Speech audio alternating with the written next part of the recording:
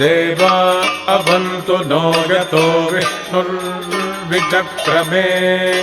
पृथिव्याः सप्तधामभिः इदं विष्णुर्विचक्रमे त्रेधा निदधे पदम् समूढमस्य पांसुरे त्रीणि पदा विचक्रमे विष्णुर्गोपादाभ्यः अतो धर्माणि धारयन्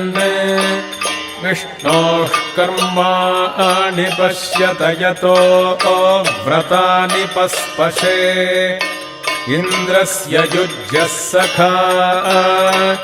तद्विष्णोः परमं पदं सदा पश्यन्ति सूरयाः दिवि इव चक्षुरा ततं तद्विप्रासो